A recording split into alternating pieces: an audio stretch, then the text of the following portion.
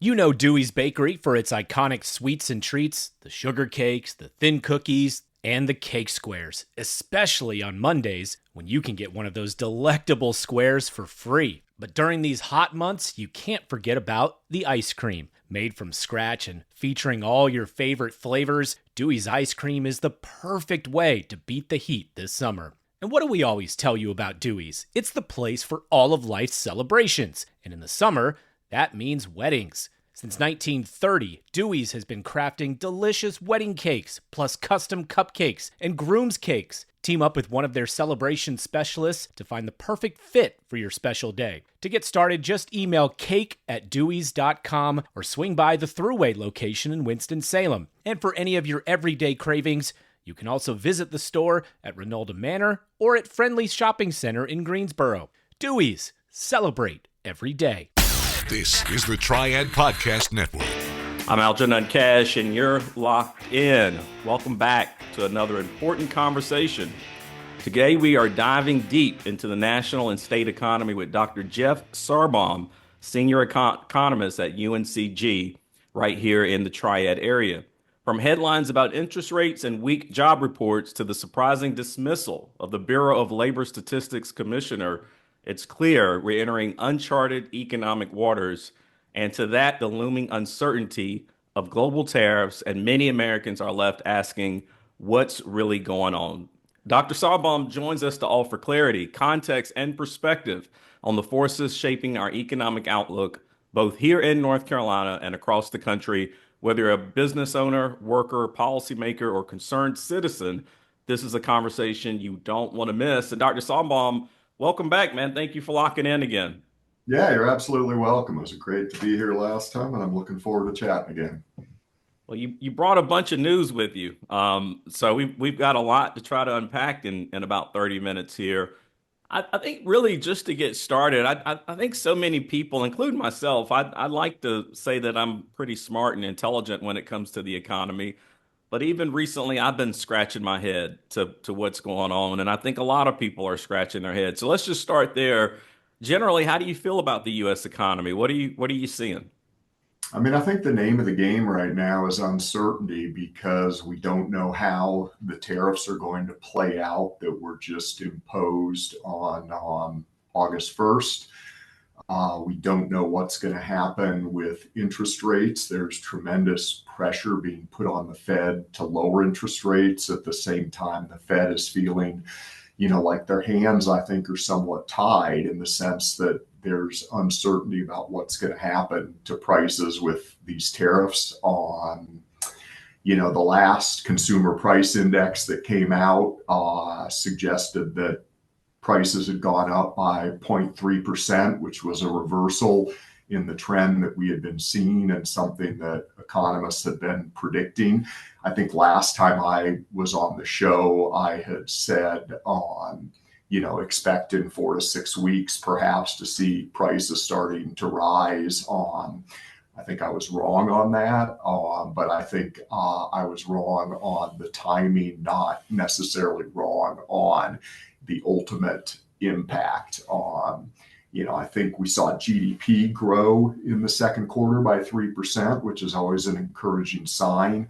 But there's some concern that a lot of that growth might have been dictated by a rush to get imports in under the tariff rate. So you have a massive sort of surge in supply coming into the ports to beat the tax rates, and that increase in supply is obviously going to keep pressure on prices to be low, or at least keep them from rising.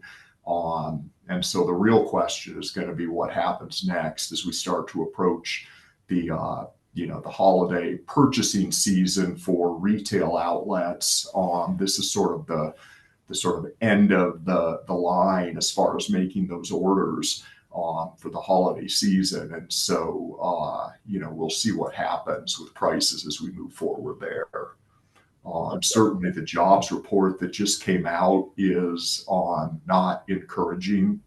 The 73,000 was far below the 102,000 that had been predicted. But even more, I think, surprising than that was the revision downward of the previous 2 months. And we're talking about, revisions downward of upwards of 100,000 jobs. And so that resulted in the firing of the Bureau of Labor and Statistics chief. And, you know, that's a that's a pretty surprising move, to put it neutrally.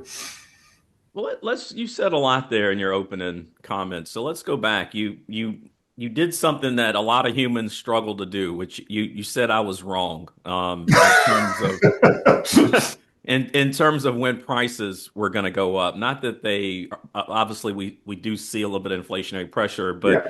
I don't think you were the only one. I think I was wrong. I think a number of economists were wrong in terms of anticipating prices to rise a little bit faster. For some of us that are trying to figure this out, I'm not an economist. I'm more of a financier, but why were we wrong? What caused us to be wrong? Right. I mean, I think part of it is there's been so much uncertainty in terms of, the conversation about tariffs going up and then the tariffs being walked back a little bit. And I think we really didn't sort of see the full brunt of the tariff hike until just over this weekend. And until then, it's kind of been this back and forth of what's going to happen. With some tariff rates being risen prior to this. But I think part of what's been going on in terms of the pricing is that companies have been a little bit reticent to raise prices with the uncertainty for fear of losing market share. And so I think there's been a willingness to absorb some of the costs in the name of market share, at least in the short run. I don't see that continuing. You listen to the news reports and things of small businesses and what they're looking at now that these tariffs are officially in place. And there's a lot of nervousness out there about the kind of things they're going to have to do in relation to raising price. Obviously the report we got from the BLS, I think that is what helped a lot of us, maybe including yourself, to see that maybe the economy was a bit weaker than we all have been thinking. And Yeah. shortly before we got that report, the Federal Reserve decided to hold interest rates steady, Mhm. citing the fact that they thought structurally the economy seemed to be more on solid footing than and not needing a rate cut. I try to remind folks, contrary to popular belief, when the feds are cutting rates, that means the economy is weak. It's not something we actually want to see. But when they're Right. leaving rates steady, that's actually an indication that the economy is strong. Do you think if the BLS report would have came out before the FOMC meeting, do you think maybe we would have gotten a rate cut?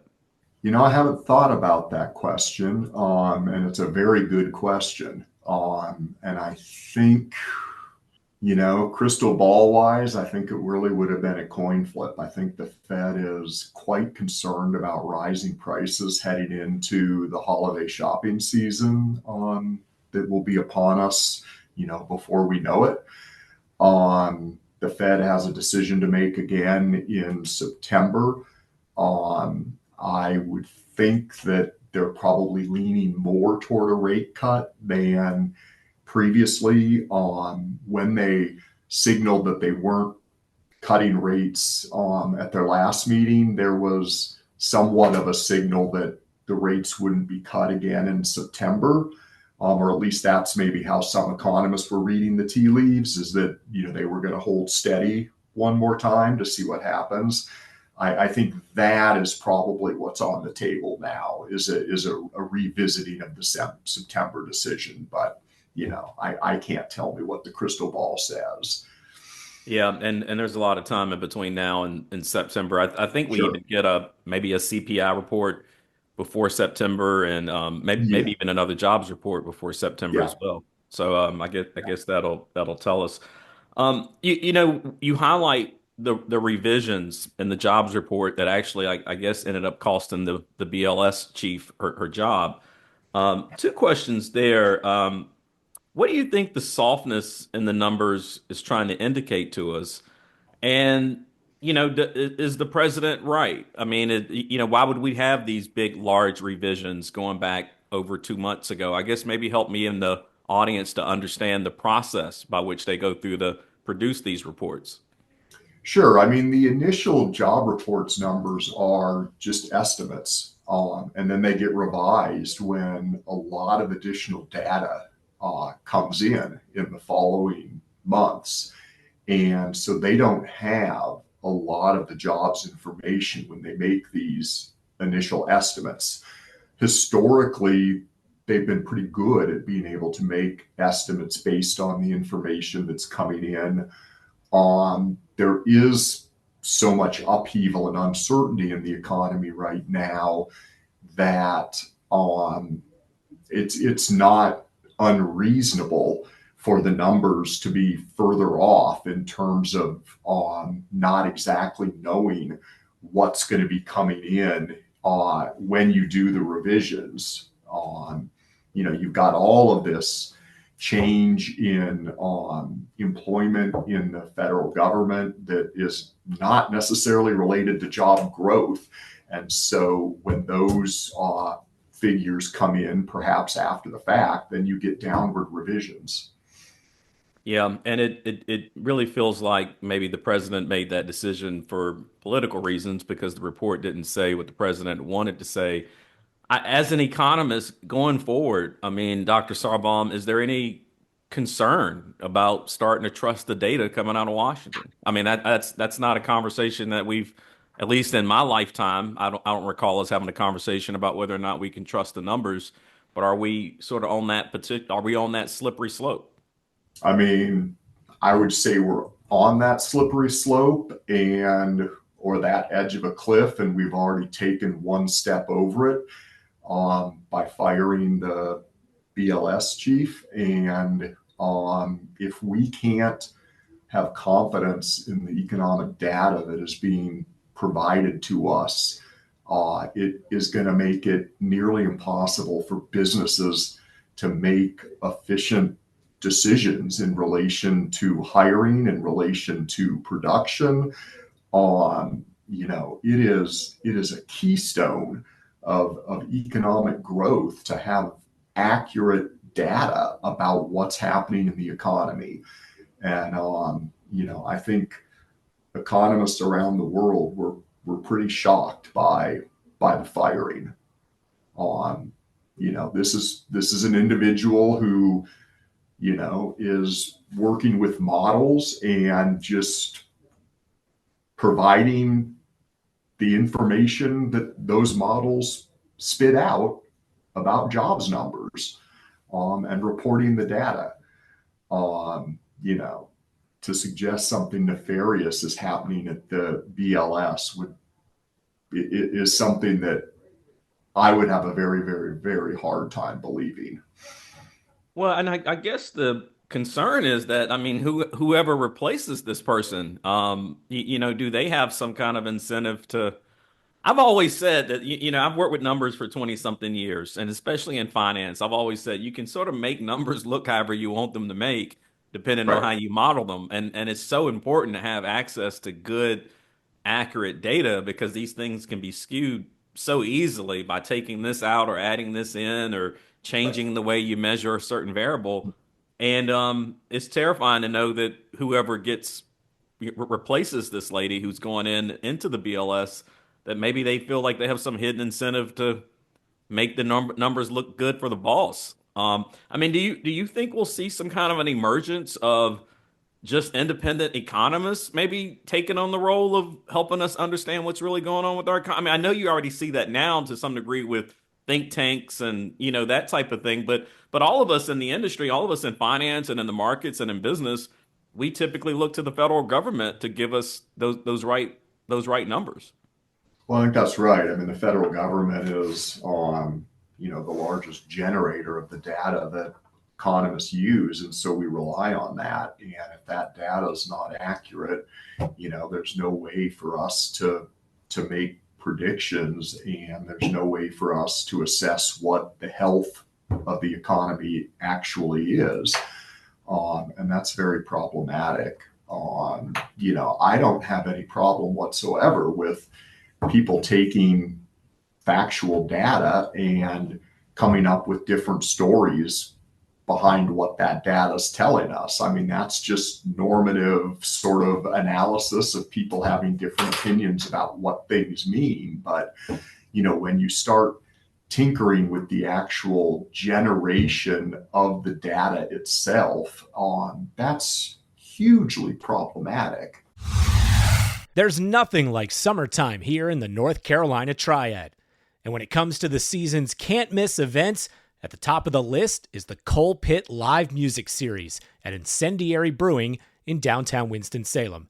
And this year, our wonderful partners at the Ginther Group are proud to sponsor it to help provide unforgettable fun all summer long. The 2025 schedule begins on May 31st and runs all the way through Incendiary's 7th anniversary party on September 13th.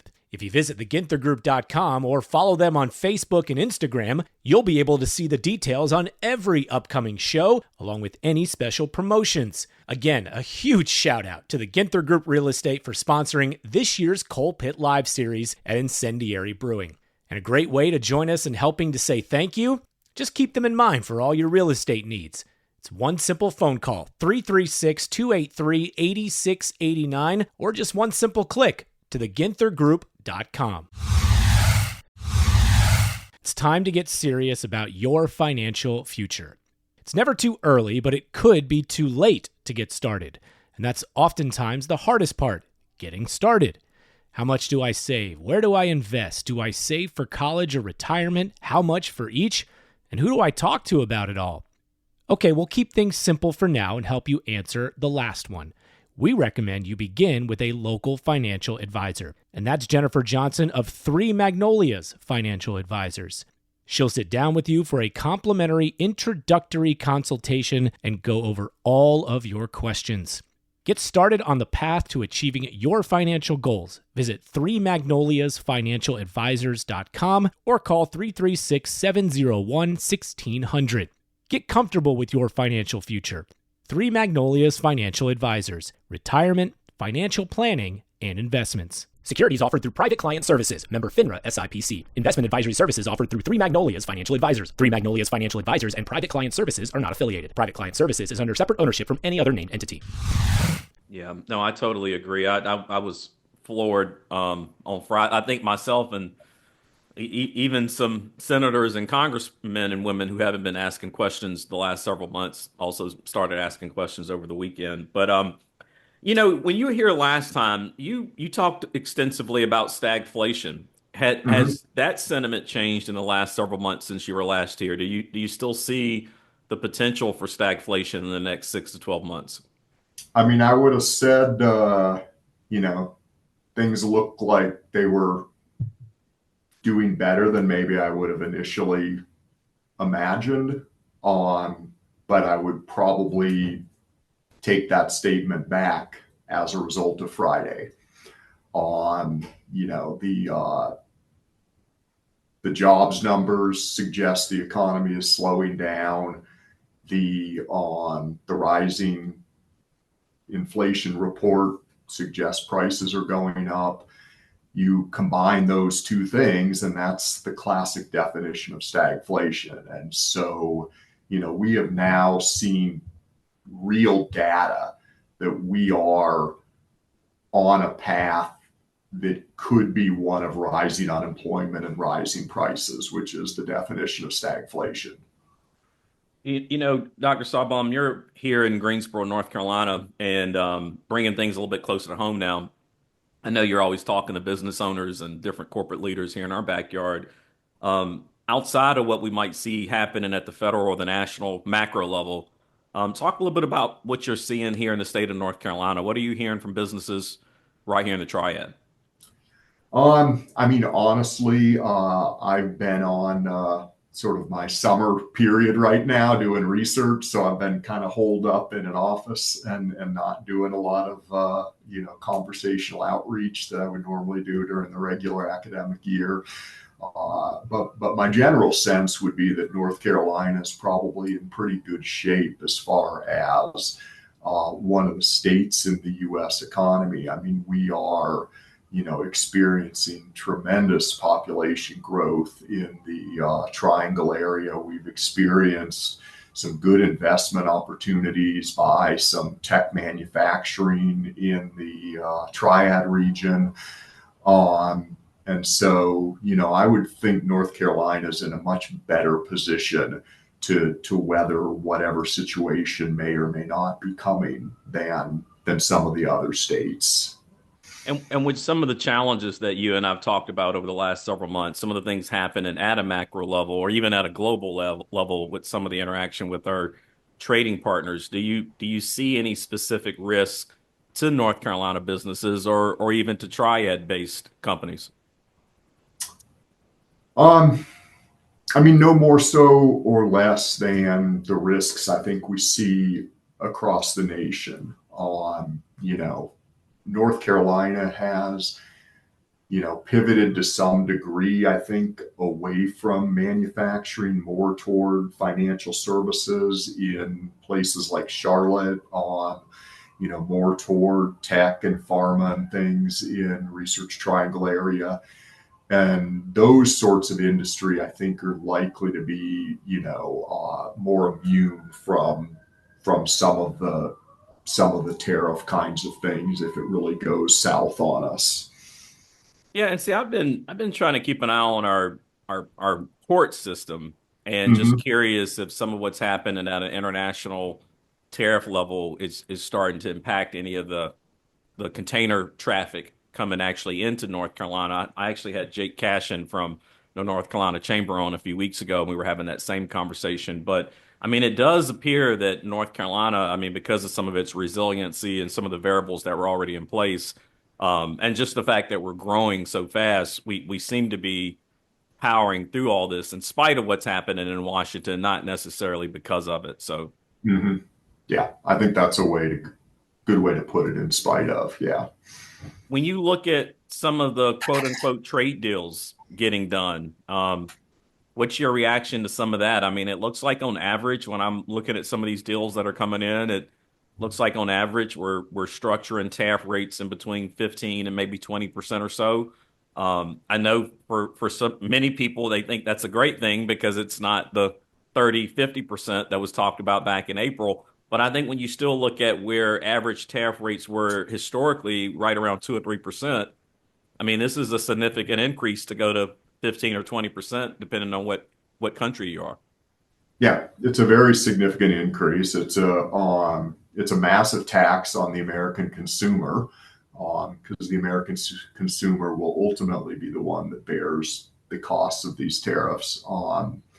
And I do think, like you mentioned, that we need to be careful, with this sort of sigh of relief, because it really shouldn't necessarily be a sigh of relief. I mean, we're talking about, a 5x potential hike in tariff rates compared to where historical averages had been.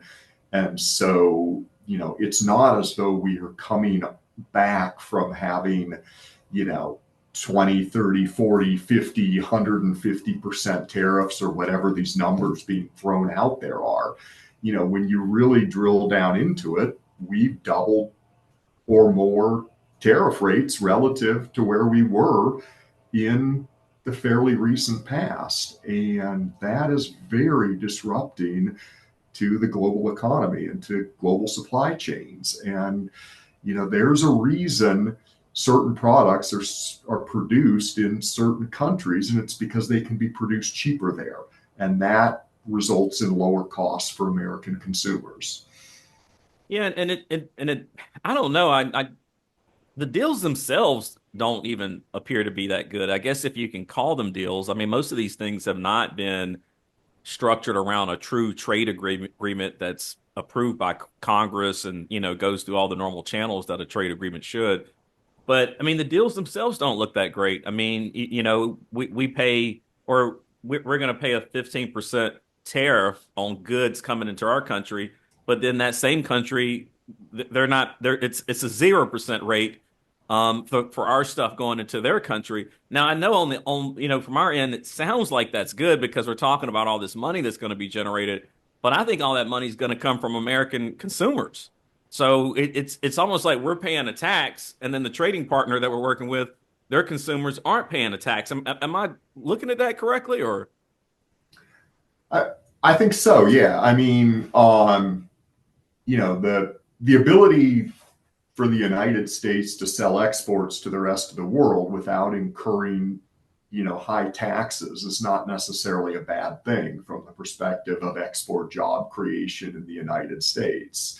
And if anything, having low tariffs is what should be the name of the game for everybody for the most global economic growth and success. Um, in terms of the the tariffs that are being imposed on imports, those are a direct tax on U.S. Well, not a direct tax, but they're an indirect tax on U.S. consumers. And I think there's been a lot of language about how the tariffs are not resulting in higher prices for consumers, and we talked about that a little bit earlier in the show as to why that may or may not be the case in terms of companies trying to just hold the line until they know what's exactly unfolding. But right now, I think the signals you're getting from some of the executives out there is that they are kind of reaching the end of the line in terms of trying to keep prices down, and that their margins are getting stretched to the point that it's either going to be raised prices you know uh, or some other alternative, which could result in job losses, etc. Yeah, and I just think the recent jobs report we got, along with the revisions, I think that clearly speaks to the fact that companies have been pulling back, and Yeah. they may not be raising prices at the rate that we thought, but it's pretty clear that they're not making certain investments, and they're not expanding, and everybody seems to be on hold because of all the uncertainty that's caught up in the market. Which really shocks me because if you would have told me a few months ago that the stock market would still be hitting record highs, I just wouldn't have understood how that's possible. But it's almost as if market players or market participants are just ignoring all these things that are going on around us. I just it doesn't quite make the most sense to me. I guess, Dr. Sarbaum, as we get ready to wrap up, it always goes faster than we thought, but any just practical advice to business owners, small business owners specifically, as we get ready to go into the second half of this uncertain year? I mean, just, keep doing what you're doing, focus on your goals, focus on your mission, focus on your strategy. You can't control what you can't control. So control and navigate what you can.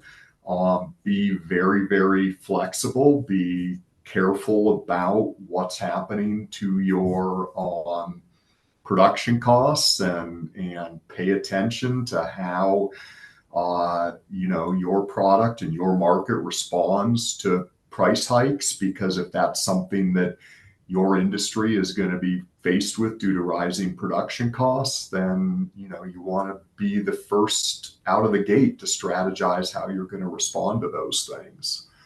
Dr. Sabon, real quick, you mentioned production costs. I mean, as it relates to some of what's been going on this year, some of the things we've been watching since April, have you actually heard of any companies? Have you talked to any companies that are moving production back to the United States or moving production back to North Carolina as a result of this strict tariff policy? I mean, you certainly have heard, commentary of companies considering relocating to the United States. I mean, the idea that Apple is going to produce phones in the United States, to me, is just a non-starter. But I can't think of any examples right off the top of my head, but I know, at least sort of perusing the media and things, there are some stories of companies that have come, back to the U.S. soil. But again, when you're doing that, you're moving away from the most efficient way of producing a product to a slightly more efficient, less efficient way of producing a product. And there are alternative, more efficient ways to go about promoting job creation in an economy than interfering with what the global economy naturally wants to do, which is create a supply chain that results in the highest level of economic growth for the globe. No, I think you're right. Dr. Sarbaum, as always, man, I appreciate you being Absolutely. here, and thank you for breaking this all down for us. Your insights help cut through the noise and give us the clarity we need in times of economic complexity. As always, to our listeners, if you found value in today's conversation, please consider supporting my work. Your donations help us bring thoughtful discussions like this one to life, amplify voices that matter, and keep important topics front and center in our Triad region. You can always contribute at my Patreon link. Every dollar helps us do more. And as always, until next time, stay informed, stay engaged, and as always, stay locked in. Hey, thanks for listening to this episode on the Triad Podcast Network. Our mission is simple: provide information, advice, and stories about the people and places that make the North Carolina Triad such a great place to be. You can find us by searching Triad Podcast Network on Apple Podcasts, Spotify, pretty much wherever you like to listen. If you like what you heard and want to support the show and those that contribute, we would truly appreciate a rating and review on your favorite podcast app. It helps spread the word along, as do your shares on social media. You can find us on Facebook, Twitter, Instagram at Triad Podcast. To get in touch with us, simply email info@triadpodcast.com. Thanks for listening. This is the Triad Podcast Network.